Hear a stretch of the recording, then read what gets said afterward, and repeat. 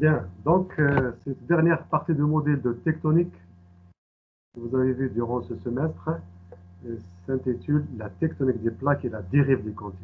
C'est une théorie dans laquelle on va voir un petit peu son historique, très peu de détails sur l'historique pour que vous avez une conférence à visionner par la suite. On va voir aussi quels sont les arguments scientifiques de cette théorie de Wegener ou bien la théorie de la dérive des continents, et aussi son impact sur les différents types de contraintes tectoniques que vous avez vues avec M. Etadi dans le reste de ce cours ou bien durant ce semestre. Très bien.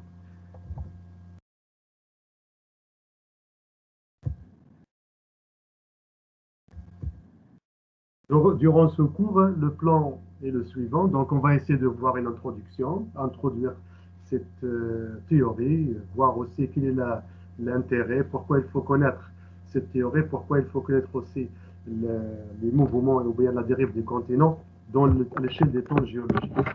L'historique aussi est important, puisque l'histoire des sciences est très importante, car aucune science n'est née par hasard. C'est dû à un besoin de l'humanité, à un besoin d'expliquer, à un besoin de comprendre, etc. Ensuite, on va voir les arguments. Quels sont les arguments? C'est-à-dire quelles sont les preuves présentées par Wegener ou présentées par d'autres scientifiques pour dire que cette théorie de Wegener est la bonne théorie qui explique tout ce qui se passe sur la surface de la Terre. Ensuite, on parlera de, quand on parle de la dérive des continents, c'est quoi une plaque tectonique? Quelles sont ses limites verticales? Quand on parle d'une plaque, c'est quoi comme épaisseur? Est-ce que ça va jusqu'au centre de la Terre? Est-ce que ça prend quelques kilomètres? Est-ce que ce sont des kilomètres? Il est formé de quoi exactement comme nature lithologique, c'est-à-dire la nature des roches qui forment les plaques en profondeur. Ensuite, on parlera des limites latérales, c'est-à-dire horizontalement. Quand on parle d'une plaque, il s'arrête à quel niveau? Quand on dit la plaque africaine, quelles sont les limites? Comment ils se présentent? Comment on peut les reconnaître? Comment on peut les voir? Qu'est-ce que ça présente comme caractéristiques géologiques, etc. Et puis, bien sûr, à la fin, on va voir des exemples de conséquences de la tectonique des plaques, ou bien ce qu'on appelle la dérive des continents. On va prendre un exemple autour de la Méditerranée et un exemple au sud de l'Asie.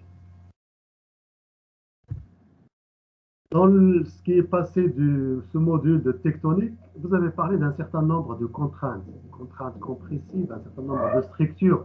Par exemple, si on parle de structures plissées, c'est des plis en chevron, il y a des failles, il y a des fentes, on parle de stylolite, on parle de failles inverses, et on explique ça comme étant lié à des contraintes tectoniques. La question qui se pose, quelle est l'origine de ces contraintes tectoniques qui affectent l'écorce terrestre? D'où viennent ces contraintes? Est-ce qu'ils sont nés sur place? Est-ce qu'ils ont une origine ailleurs? Est-ce qu'ils viennent de la profondeur?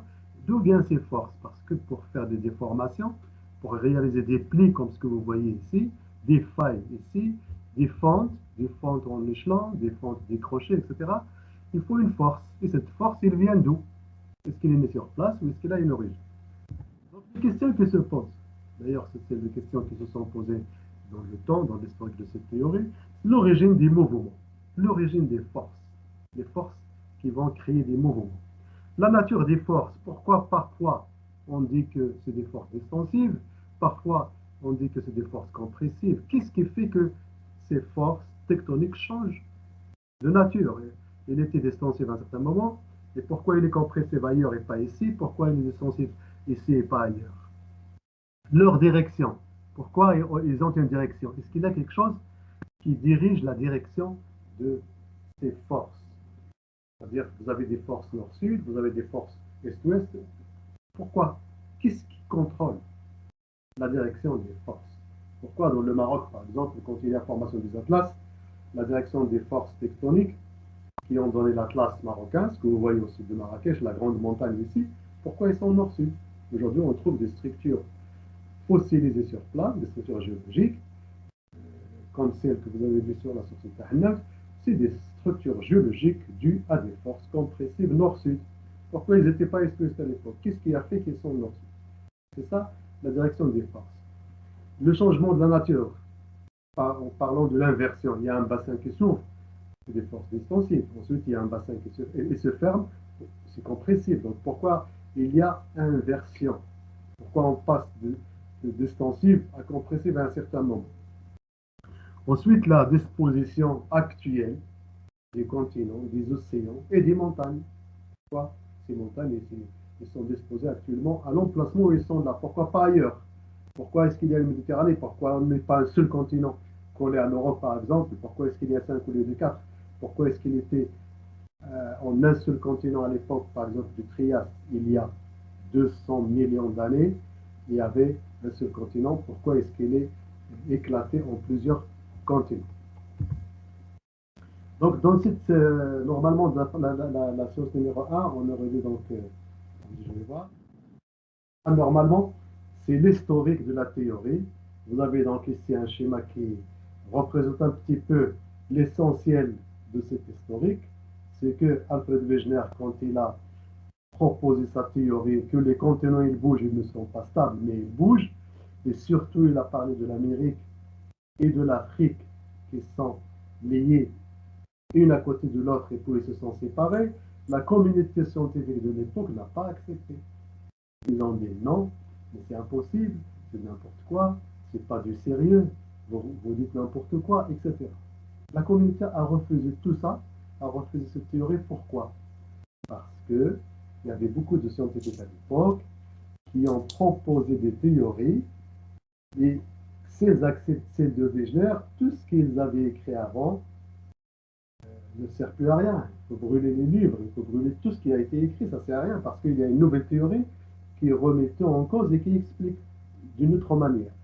Donc c'est normal qu'il y a aussi un peu de concurrence et les gens ne vont pas accepter une nouvelle théorie qui va détruire ce qu'ils ont fait durant des années. Et donc pour ceci, donc l'année dernière, pendant le confinement, j'ai fait une conférence sur ce problème de l'histoire de cette théorie de la tectonique des plaques. Donc l'historique de la tectonique des plaques ou la tectonique globale. On dit globale parce que c'est de la tectonique à l'échelle du globe. La tectonique des plaques parce que c'est les plaques qui bougent. Ce n'est pas les compartiments que vous avez dans le cours ou des petites fentes ou des petites failles, mais c'est à l'échelle de la Terre. Donc cette conférence que je donnais l'année dernière, c'était en arabe. Vous allez bien comprendre ce que je disais. Les diapositives sont écrites en anglais, mais les paroles c'est en arabe et vous allez bien suivre, donc vous pouvez la voir à tête reposée après ce cours si vous voulez pendant la nuit. Donc ça permettra de comprendre un petit peu l'histoire, comment les gens expliquent et aujourd'hui comment ils ont accepté cette théorie. Donc la conférence est intitulée The Mysteries of the Continents, Mountains and Oceans, 200 Years of the Scientific Debate. Le mystère des continents, des montagnes et des océans. C'est un mystère puisque les gens n'arrivent pas à expliquer depuis le début. Et c'est un débat scientifique qui a duré 2 ans. Depuis les années 1800, que les gens discutaient pour être en accord à la fin sur la théorie de Wegener. Et d'ailleurs, Wegener est mort, sa théorie n'a pas été encore acceptée. Il l'a proposée en 1912. Il n'a été accepté qu'à partir de 1930. Vous allez voir tout ça sur la conférence, donc pas la peine de la mettre tout de suite. Vous allez voir ça à tête reposée. Donc, nous allons voir dans cette science les arguments de la dérive du continent. Si Wegener dit que l'Afrique était à côté de l'Amérique, si l'Afrique était à côté de l'Amérique, quels sont les arguments? Ces arguments scientifiques, ils doivent être vérifiables, ils doivent être perçus par tout le monde, ils doivent être visibles, et ils doivent être clairs, nets et sans discussion. C'est-à-dire, vous présentez des arguments, vous dites quelque chose, il faut des arguments. Donc cette séance, on va voir en gros quels sont les arguments et comment ils étaient mis en place, soit par Wegener, soit par. Alors durant l'histoire géologique de la Terre, sur cette diapositive, vous avez ce qu'on appelle une échelle stratigraphique générale. C'est une échelle qui permet de donner des âges depuis la naissance de la Terre, il y a 4 milliards 600 millions d'années, jusqu'à aujourd'hui, qui est le quaternaire. Donc, ici, c'est le quaternaire. Donc, nous avons, comme vous le savez déjà, on a 4 périodes ou bien 4 ères géologiques. Il y a tout ce qui est précambrien, tout ce qui est paléozoïque, ensuite mésozoïque, ensuite cénozoïque. Durant toute cette période, depuis la naissance de la Terre jusqu'à aujourd'hui, Les noms qui sont là, ce sont les noms qui ont été donnés à ces âges, là où ils étaient décrits, où ils étaient découverts pour la première fois. Alors, à la fin du Précambrien, la surface de la Terre présentait un seul continent qui était appelé Rhodine. Et à la fin du Paléozoïque, le Permien et le Trias, il y avait un autre seul continent. Tous les continents se sont séparés, ensuite regroupés en un seul continent qu'on appelait la Pangée. La Pangée. C'est-à-dire un seul continent, c'est-à-dire la terre-mère. La terre-mère, bien le continent-mère. Actuellement, la surface de la Terre présente la disposition suivante avec 5 continents. 5 continents, et on va voir ces continents lesquels, donc vous avez ici l'Amérique du Nord, l'Amérique du Sud, l'Afrique, l'Europe et l'Asie. Cette histoire n'est pas facile à décrire parce que plus que c'est ancien, plus que les arguments ne sont plus visibles. Ici donc, on va traiter les arguments qui ont permis à Wegener de dire que les continents étaient regroupés en un seul, qui est la Pangée, et puis comment on est arrivé à la situation actuelle. Voici la situation de départ et là la situation d'aujourd'hui. On va voir les arguments qui ont permis de dire que nous étions en un seul continent, maintenant c'est 5. On va voir ces arguments. Alors pour plus de détails sur l'histoire de la Terre, je vous ai mis aussi dans ce cours, car je vais vous l'envoyer sous forme de PDF, je vous ai mis des sites, des vidéos YouTube pour l'histoire de la Terre. Vous pouvez la voir ici. Et il y a du texte qui est écrit, mais ce n'est pas clair sur le YouTube. Il y a un document sur Google qui explique bien et qui reprend le même texte qui est sur les diapos, mais qui n'est pas clair. Donc vous avez 2 sites ici à voir. Question de la surface de la Terre depuis la fin du Paléozoïque, c'est-à-dire depuis la Pangée jusqu'à l'actuelle. Je vous choisis juste 4 étapes principales. Donc il y a 225 millions d'années, la Terre présente un seul continent qu'on appelle la Pangée et un seul ciel. En 75 millions d'années, c'est-à-dire vers moins 150 millions d'années, les continents commencent à se séparer. Il y a ce qu'on appelle l'éclatement de la Pangée. On voit que les continents commencent à se séparer. L'Afrique commence à se séparer de l'Europe, mais surtout, l'Afrique se sépare de l'Amérique du Nord. L'Atlantique central, regardez, l'Atlantique du Sud n'est pas ouvert au début. C'est après que l'Atlantique du Sud commence à s'ouvrir entre l'Afrique et l'Amérique du Sud. Ensuite, c'est 100 millions d'années, donc on commence à voir les différents continents qui se séparent et qui migrent, ce qu'on appelle les dérives. La dérive, ça veut dire migrer ou bien se déplacer sur une surface visqueuse, surface. Regardez l'Inde, il y a 100 millions d'années, il était à côté de l'Afrique. Il y a 250 millions d'années, il était collé même à l'Afrique. Donc, il était là à 100 millions d'années. Actuellement, l'Inde, on la voit complètement collée à l'Asie. Et le fait que l'Inde soit collée à l'Asie, sûrement il y a ce qu'on appelle une collision, donc on va voir ça dans les autres sujets.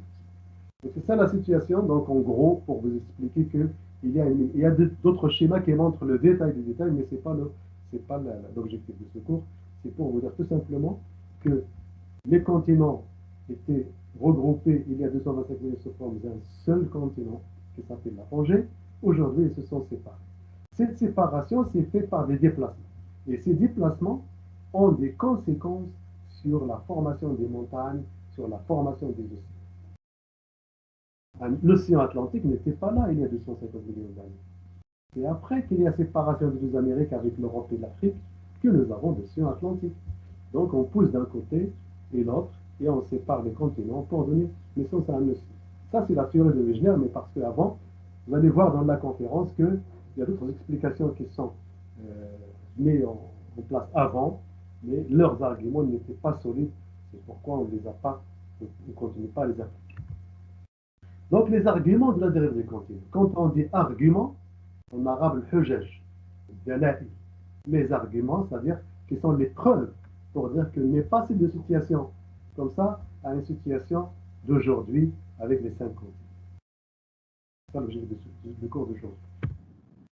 C'est un schéma, bien une vidéo qui montre un petit peu les différentes étapes de la séparation de la Pangée en situation actuelle de 5 continents. Vous avez ici à côté, vous avez le compteur, et ça commence vers 245 millions d'années, et il y a les continents qui se séparent. Regardez l'Atlantique central, tout le premier, ensuite sud. Regardez aussi l'Inde, ça va migrer et va entrer en collision avec l'Asie, et ça va former, quand même, c'est comme deux voitures qui rentrent en collision.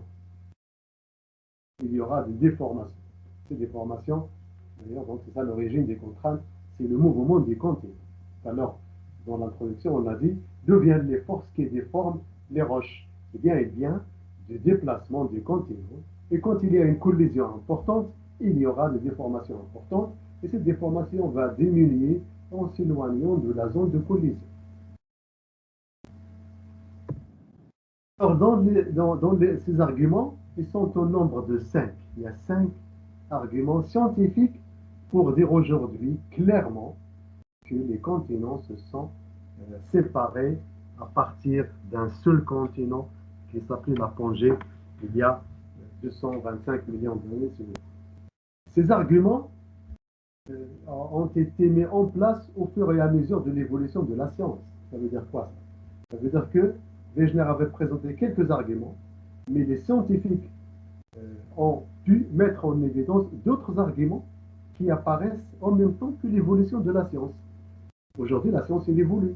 Il y a des choses qu'on ne comprend pas, mais peut-être d'ici 100 ans, d'ici 200 ans, il y aura de nouvelles théories, il y aura de nouvelles idées, il y aura de nouveaux scientifiques qui vont découvrir autre chose qui permettent d'expliquer ce qu'on n'arrive pas à expliquer aujourd'hui. C'est la même chose pour Wegener. Il a fait une remarque, il a quelques arguments. Les arguments de Wegener au début, la théorie de Wegener, les arguments présentés sont des arguments structuraux et paléontologiques. On va les voir en détail. C'est quoi argument structural pour la dérive des continents et c'est quoi argument paléontologique? C'est après que d'autres scientifiques ont mis en évidence des arguments pour décrire la théorie de Wegener et qui viennent avec l'évolution de la science. Ils n'étaient pas connus au moment où Wegener est là. Donc, cette théorie a pris une sens et petit à petit, avec l'évolution de la science, il a pu être accepté scientifiquement avec des preuves, c'est-à-dire non discutables. Alors, ces arguments qui ont été développés après Wegener, c'est un argument paléoclimatique, on va voir ce que c'est, des arguments paléomagnétiques, et puis les expansions des océans. On va commencer par les arguments morphologiques. Un argument morphologique, quand on dit morphologique, c'est la forme.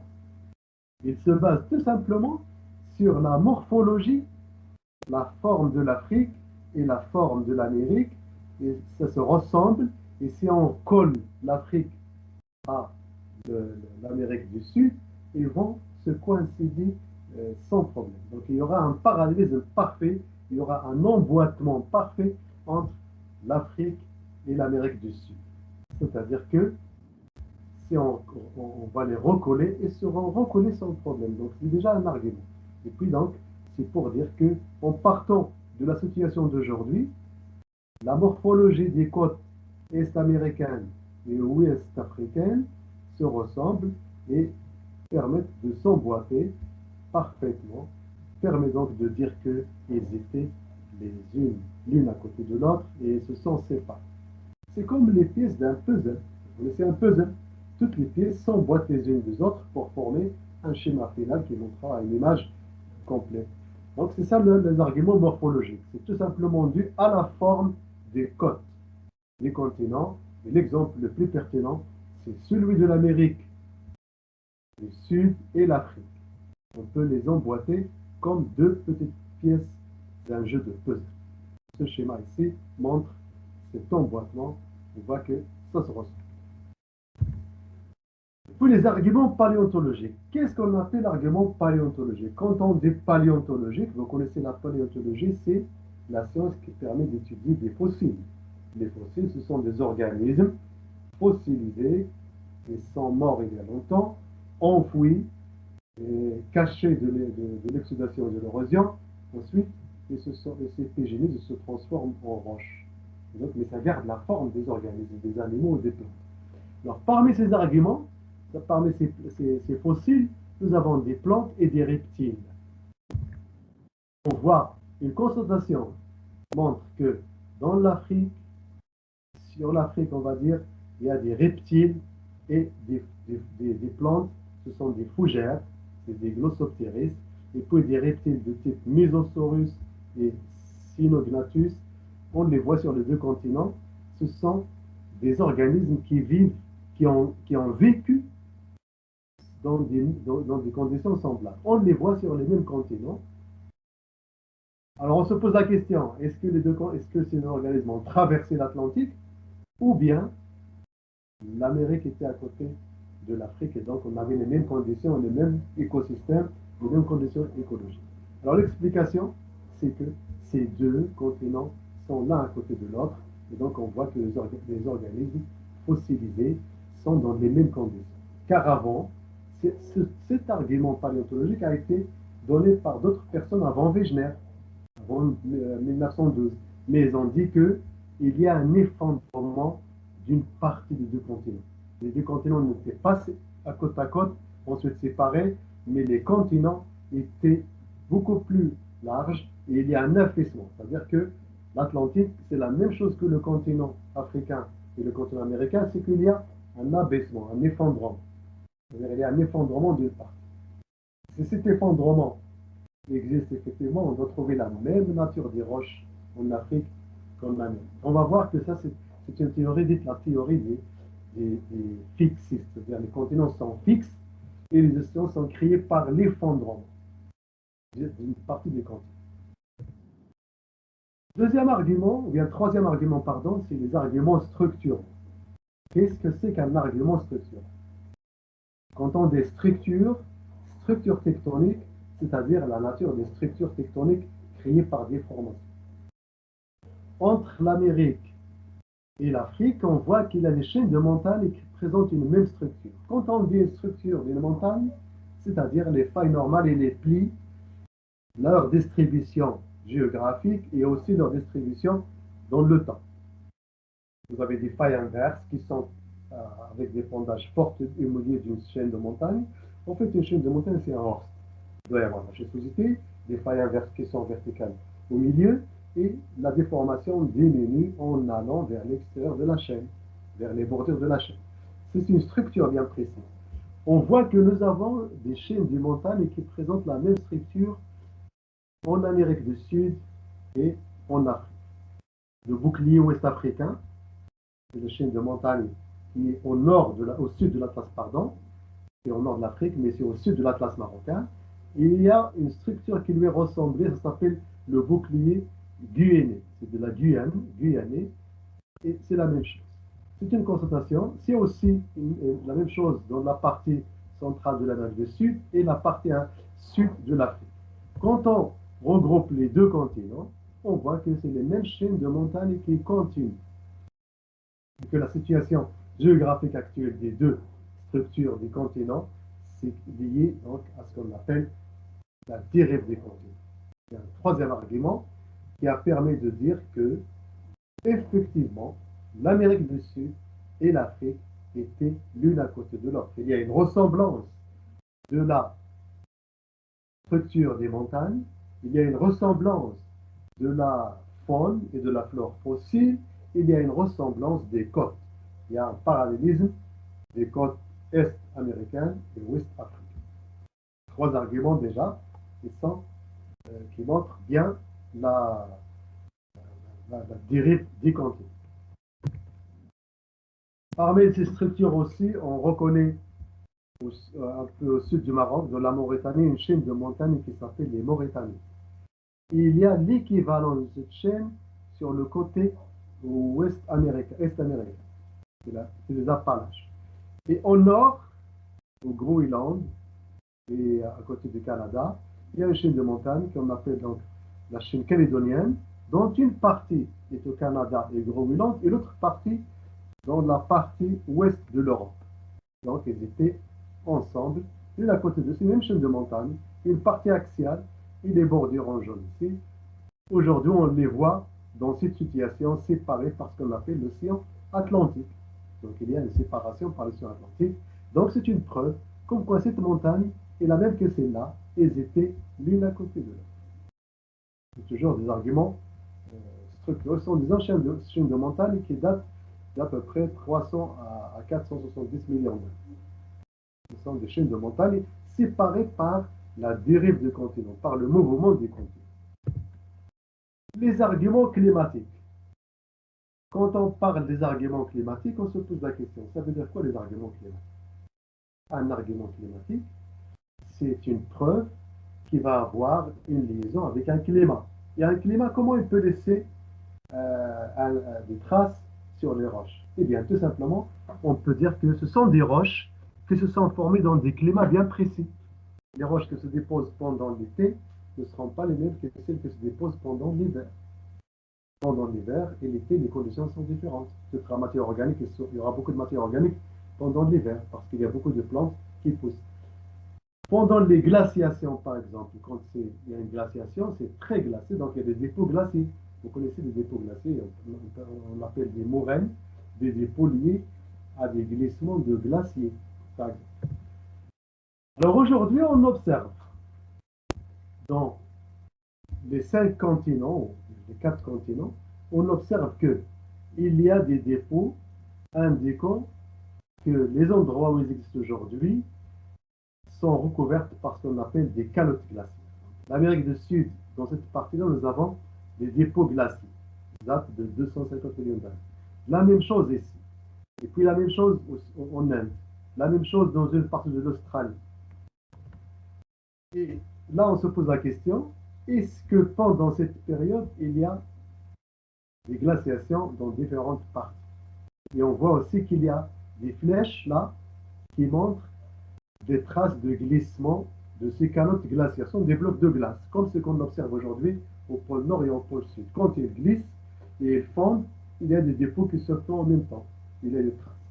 Alors pour expliquer ça, c'est difficile de dire qu'il y a une glaciation qui a affecté des parties de la surface de la Terre bien précises. Non. Quand on explique les choses, on met les flèches à leur positionnement initial, on remarque qu'il y avait la glaciation au pôle sud. Donc, toutes ces parties qui présentent des dépôts il y a 250 à 200 millions d'années étaient au pôle sud. C'est pourquoi il y a des dépôts influencés par le climat d'une glaciation. Donc, on explique les choses comme ça. C'est que toutes les parties aujourd'hui qui montrent des dépôts glaciers qui datent de 250 à 200 millions d'années sont liées à leur position initiale. Donc c'est ça l'explication. Donc ça aussi c'est un argument pour dire que les continents sont regroupés il y a 250 millions d'années en un seul continent qui s'appelle la Pangaea. Les dépôts glaciers d'âge 250 à 200 millions d'années sont séparés actuellement dans différentes parties du globe terrestre. On n'arrive pas à expliquer qu'il y a des glaciations séparés dans ces zones parce qu'il y a des dépôts qui ont le même âge ailleurs, des dépôts par exemple au nord de l'Afrique qui ont un âge de 150 années, il n'y a pas de glace, il n'y a pas de traces de glaciers, il n'y a pas de traces d'un climat froid, il n'y a pas de traces de glissement de calottes glacées. Donc, ça veut dire que les dépôts ne sont pas faits ici, ça veut dire que ces parties de ces continents étaient regroupées il y a 200 millions d'années dans une zone qui est glaciaire où il y a beaucoup de glace, et donc c'est le pôle sud. Donc ça c'est le quatrième argument. C'est un argument climatique parce que ce sont des dépôts glaciers, et quand on dit glacier, c'est lié à un climat très très froid. On en connaît des climats très froids durant l'histoire de la Terre. Dans le dernier argument, c'est ce qu'on appelle les arguments paléomagnétiques, ou bien l'argument du paléomagnétisme. Qu'est-ce qu'on appelle paléomagnétisme? Eh bien, le mot est formé de deux mots. Paléo, ça veut dire ancien. Magnétisme, ça veut dire un champ magnétique. حقل مغناطيسي باللغة العربية. Quel est cet argument? qui est en relation avec le magnétisme? Eh bien, tout simplement parce que la Terre se comporte comme un aimant. Un aimant, c'est un matériau qui crée un champ de force magnétique autour de lui. Un aimant, dès qu'il y a une pièce de fer à côté, il peut l'attirer. Il y a une force magnétique, il y a un champ magnétique. Et le petit morceau de fer qui sera attiré par l'aimant, il sera attiré dans une direction dessinée par ce qu'on appelle le champ magnétique de l'aimant. Alors la Terre, il se comporte comme un champ magnétique. Cette idée, elle a été découverte un peu après la mort de Wegener. Donc c'est un argument qui va être utilisé pour étayer ou bien pour soutenir la théorie de Wegener. Même si Wegener est mort, sa théorie est toujours vivante parce que les arguments commencent à être plausibles, commencent à être réels, commencent à être discutés et devenir réels de plus en plus. Donc la Terre, elle se comporte comme un aimant, et vous savez qu'un aimant, il a un pôle nord et un pôle sud.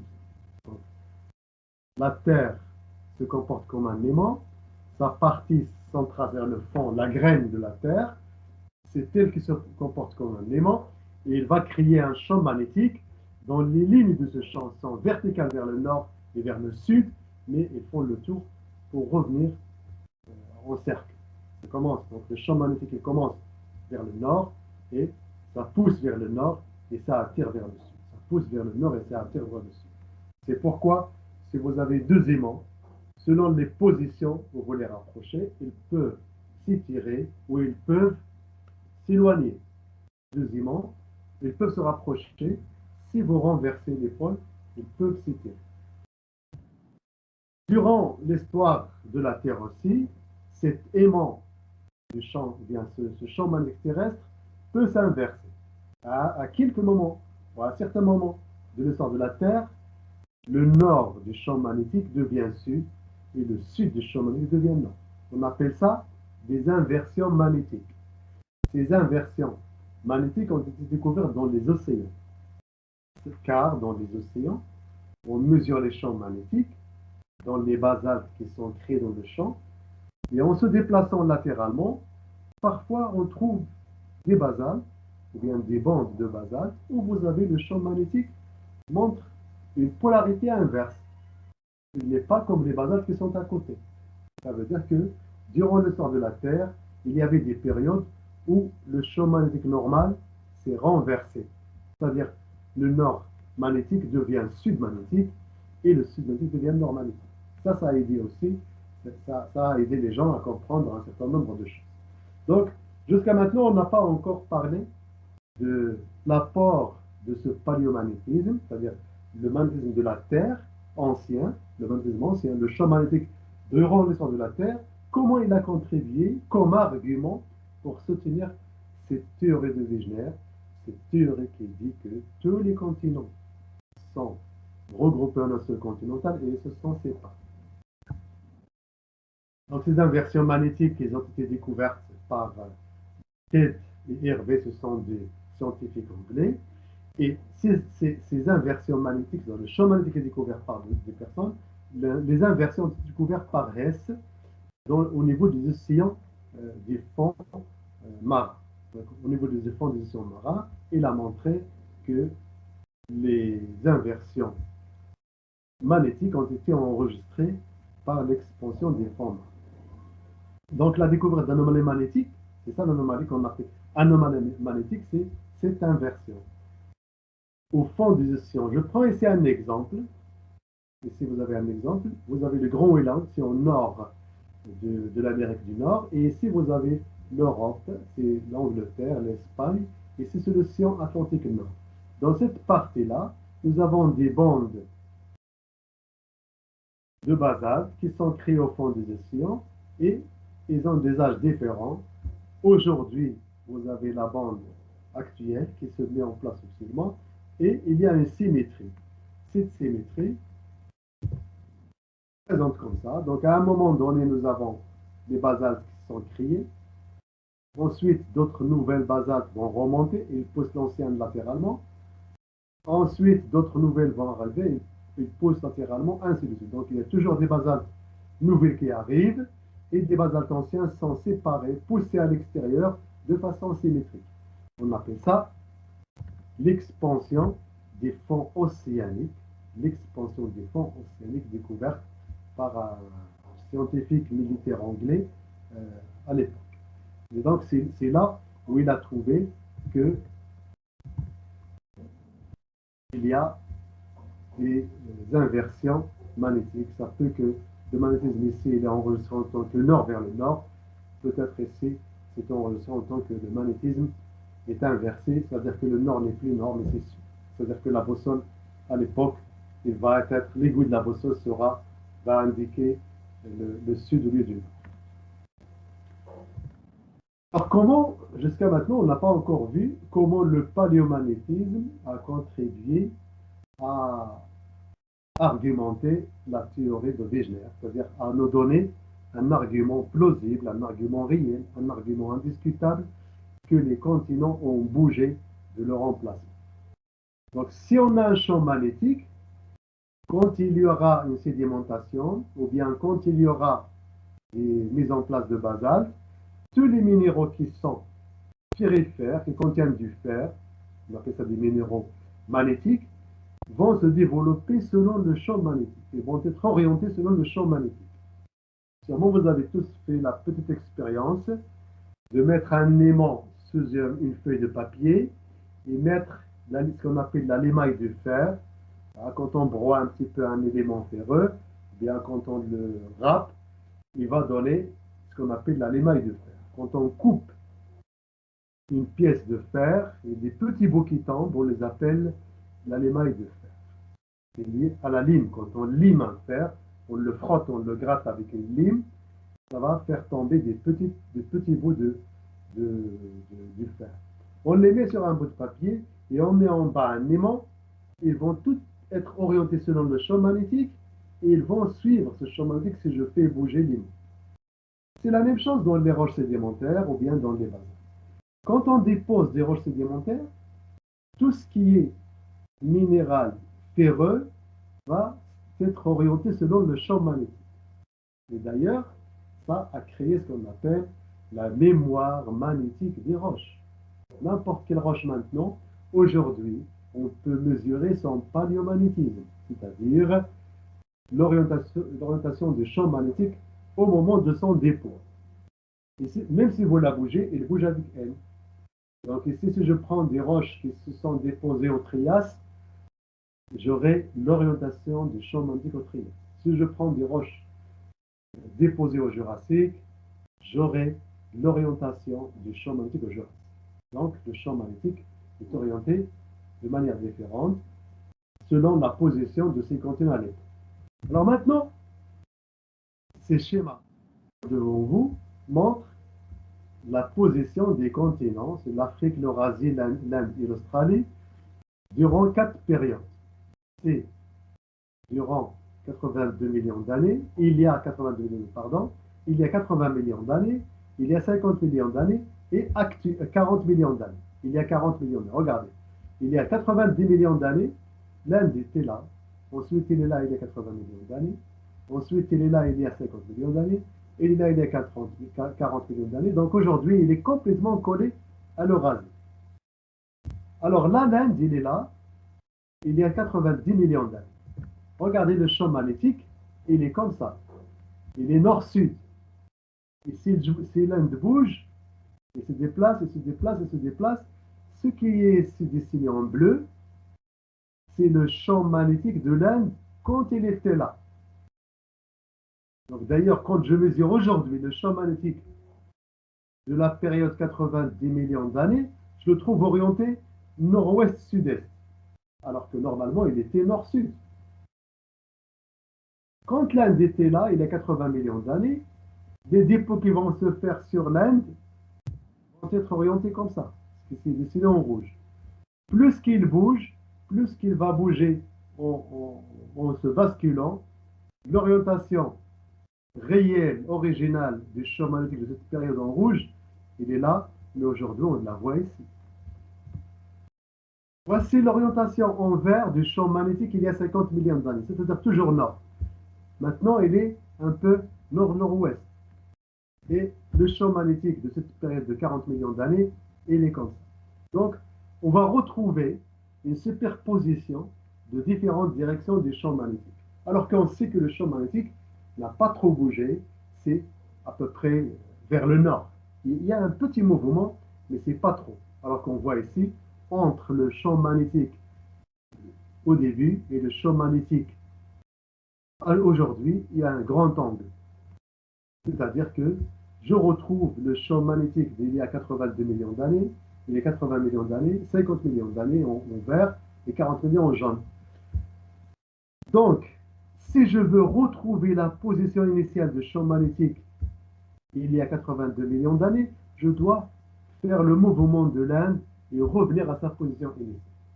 Donc, si j'ai un champ magnétique aujourd'hui sur l'Inde qui n'est pas dans la bonne orientation, parce que l'Inde n'est pas dans la position initiale quand ce champ magnétique s'est enregistré. Donc, c'est un mouvement d'un grand bassin dans lequel il y a une sédimentation et les minéraux de fer se sont orientés selon le champ magnétique de l'époque.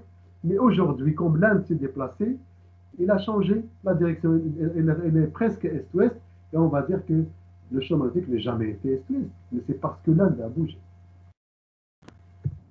Alors, le paléomagnétisme qui a été discuté donc par cet auteur, c'est un scientifique anglais, a permis donc de faire une révolution dans les arguments de la dérive des continents. Ce monsieur a mesuré les pôles magnétique. C'est quoi un pôle magnétique? C'est comme le pôle Nord. Donc, il mesure sur les différents continents l'orientation du champ magnétique ancien. C'est pourquoi on l'appelle le. Et il voit qu'il y a beaucoup de pôles. Est-ce que c'est vrai, il y a beaucoup de pôles? Il y a un seul pôle. Il y a un seul pôle Nord, ou bien quand il change, il devient Sud. Il y a un seul pôle Nord, il y a un seul pôle Sud. Si les mesures d'aujourd'hui montrent qu'il y a plusieurs pôles, c'est qu'il y a quelque chose qui ne va pas. Un schéma qui a été proposé et qui a montré ce problème. C'est que on voit que les pôles des différentes périodes montrent des mouvements. On appelle la promenade des pôles magnétiques. Pourquoi aujourd'hui on a retrouvé sur la surface de la Terre plusieurs pôles avec des mouvements? Par exemple, au Trias, on voit qu'il y a le pôle était là, au Jurassique il devient ici, au Tertiaire elle est là, et actuellement elle est là. Voici la mesure des pôles par l'Amérique du Nord, par exemple. Voici la mesure des pôles pour l'Afrique.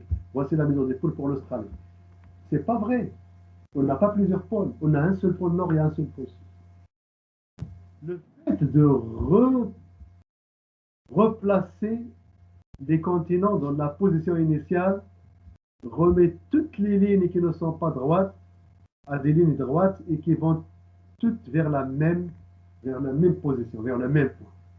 C'est-à-dire que ce que nous avons mesuré est le champ magnétique à une période, mais avec un mouvement des continents. Donc c'est pourquoi on dit que le paléomagnétisme est un argument pour dire que les continents étaient regroupés en un seul continent qui s'appelle la Pangée. Si on veut retrouver le même pôle magnétique au Trias, les continents doivent être regroupés. Si on veut le retrouver au Jurassique, les continents vont être mis dans la position de début de séparation, ainsi de suite. Donc, les arguments, je vais les reciter, les arguments morphologiques, c'est la forme des côtes de l'Amérique et de l'Afrique, l'Amérique du Sud de l'Afrique. Et puis les arguments structuraux, ce sont les arguments donc des chaînes de montagnes qui se ressemblent entre l'Afrique et l'Amérique du Sud, entre l'Amérique et l'Amérique du Nord, l'Europe et l'Amérique du Nord. Et ces chaînes de montagnes, on ne les trouve pas dans les océans. Les océans aujourd'hui, il n'y a que des basaltes. Et donc, ces chaînes de montagnes étaient les unes à côté des autres, donc les continents étaient les uns à côté des autres. Les arguments paléontologiques, ce sont des arguments qui se basent sur la ressemblance des fossiles végétaux et des fossiles animaux qui sont les mêmes dans les deux continents. Et on ne trouve pas ça dans les océans. Les océans ne montrent pas la même chose. c'est-à-dire les océans ne sont pas semblables aux continents. C'est-à-dire que la théorie des gens qui disent que c'est la continuité, c'est la même plaque qui a effondré au milieu, non, c'est pas ça, mais les continents ont été les uns à côté des autres et ils ont migré. Les arguments climatiques. Aujourd'hui, on retrouve dans différents continents des dépôts glaciers. C'est difficile de les déposer là où ils sont aujourd'hui parce qu'il n'y a pas de glaciation dans ces endroits à ces époques. Mais quand on regroupe les continents, on trouve que toutes ces parties qui contiennent des dépôts glaciers étaient liées au pôle sud il y a 225 millions d'années. C'est-à-dire quand les continents sont encore ensemble. Et puis enfin, les arguments paléomagnétiques. L'exemple le plus frappant, c'est l'Inde. L'Inde était au pôle sud, au sud de l'Afrique. Aujourd'hui, on la retrouve au-dessus de l'équateur. Et l'Inde, quand il était au sud de l'Afrique, les dépôts des roches triasiques de l'époque ont enregistré un champ magnétique nord-sud. Quand je vais aujourd'hui sur l'Inde, je cherche les dépôts triasiques, leur champ magnétique n'est pas nord-sud, il est nord-ouest-sud-est. Donc, ça veut dire que ce continent a bougé. Alors, tous ces mouvements de ces continents pour donner la forme actuelle de la Terre, cette forme qu'on va voir aujourd'hui, a abouti à un certain nombre d'informations et à un positionnement bien précis des continents. Donc aujourd'hui, la position actuelle de la Terre montre une surface totale de 500 millions de kilomètres carrés, dont le volume est de 10 à la puissance 12 km3, avec une masse de 5 ou bien 6, 10 à la puissance 24 kg. La Terre émergée, vous connaissez donc le pourcentage des terres, c'est-à-dire des continents qui est aux environs de 29%, pour ne pas dire 30%, et tout ce qui est continent, c'est à peu près 71%, mais si je considère ce qu'on appelle le talus et les plateformes, quand je passe du continent, avant d'arriver à l'océan exactement, on passe par la plateforme, c'est environ 200 mètres de profondeur. Ensuite, une pente forte que j'appelle le talus avant de descendre dans l'abysse. Donc, si je compte continent plus talus plus plateforme, c'est 45% de la surface de la Terre. La hauteur maximale au niveau du continent, c'est Everest. Vous connaissez l'Everest, c'est à peu près ici. Donc, c'est au nord de l'Inde et au sud de l'Asie. C'est 8850 mètres. L'océan, j'ai dit que l'océan est 71%, mais la profondeur moyenne, c'est 3700. La profondeur maximale, c'est 11 km, ou bien 11 000 mètres. C'est la fosse Marianne, à côté du Japon, dans l'océan Pacifique. Le volume des eaux sur le continent, sur la Terre, c'est aux environs d'1,3 milliard de kilomètres cubes. Alors, depuis 1967, il y avait un géophysicien, c'est un géologue qui se base sur des techniques physiques. Vous allez voir qu'il y a des techniques physiques appliquées à la géologie. Donc, on appelle ça la géophysique. Il y a un monsieur, un Français, qui s'appelle Xavier Le Péchant. C'est un géophysicien français qui avait dessiné à peu près les limites des plaques de la surface de la Terre en se basant sur un ensemble d'éléments.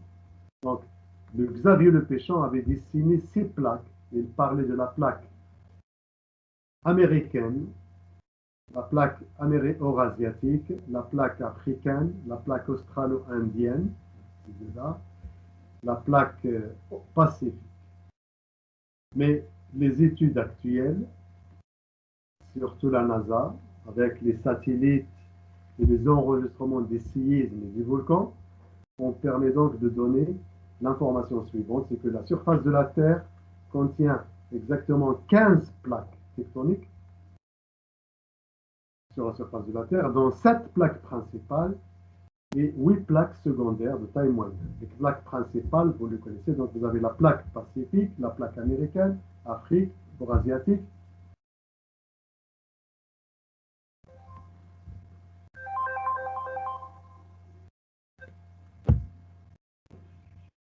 Nous avons donc 15 plaques, pardon, nous avons 15 plaques, dont 7 sont des plaques de grande taille et 8 plaques moyennes. Donc regardez ici, vous avez la plaque des Philippines, la plaque de l'Arabie, la plaque des Caraïbes, la plaque de Naxa sont des petites plaques.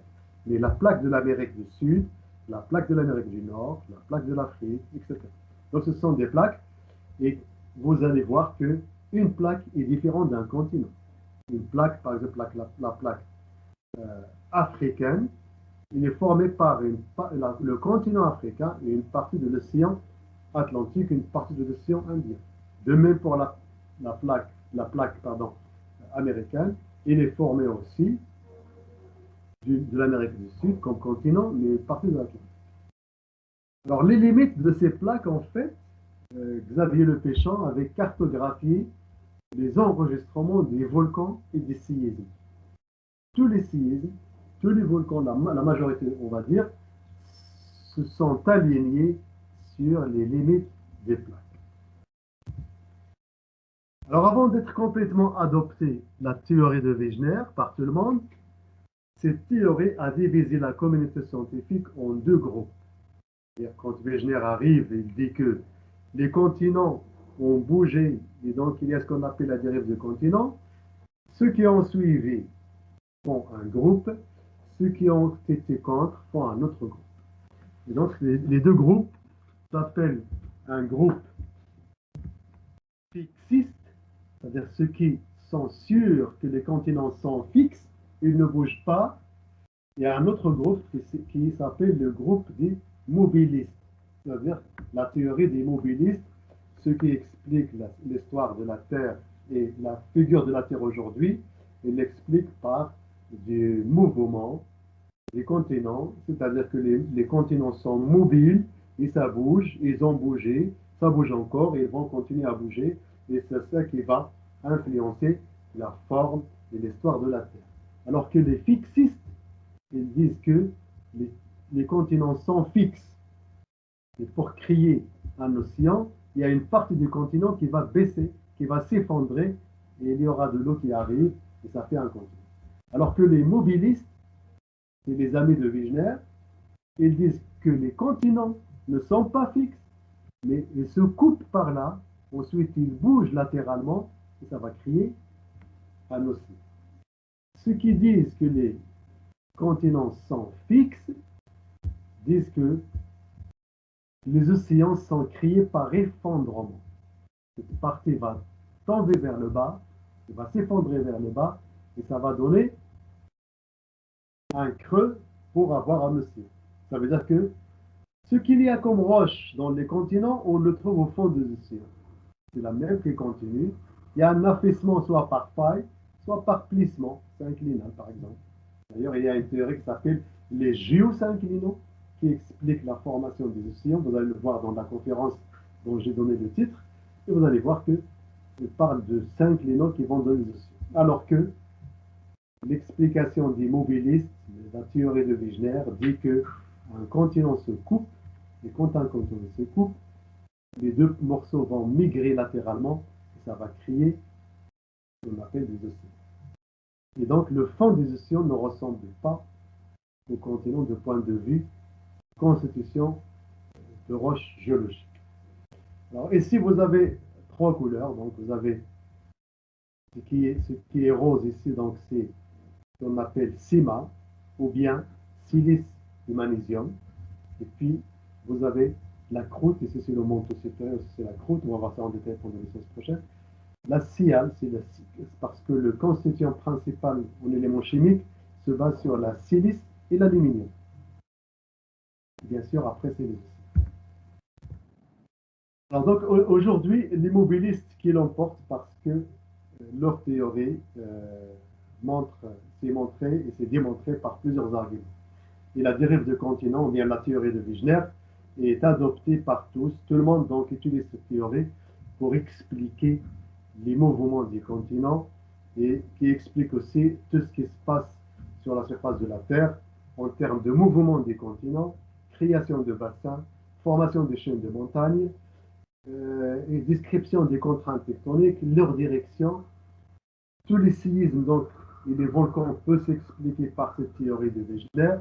La nature des roches magmatiques aussi, les différents types de chaînes de montagnes aussi. Donc, tout ça trouve une explication logique dans la dérive du continu. C'est le mouvement des continents qui permet de donner des contraintes. C'est le mouvement d'un continent qui donne la direction des contraintes. C'est le mouvement d'un continent qui donne la nature des contraintes. Est-ce que le continent s'éloigne, on aura une distension. Si le continent se rapproche, on aura une compression dans le sens de la direction de la contrainte. Donc, pour la séance prochaine, on va se poser les questions suivantes. Qu'est-ce que c'est qu'une plaque tectonique? Puisqu'on dit que les plaques bougent, que les continents bougent, c'est quoi une plaque tectonique? Comment identifier ses limites et quelle est son épaisseur? Donc tout ça, c'est à voir dans la séance prochaine et ce serait l'objet donc de la deuxième séance. Donc je vais arrêter l'enregistrement et vous avez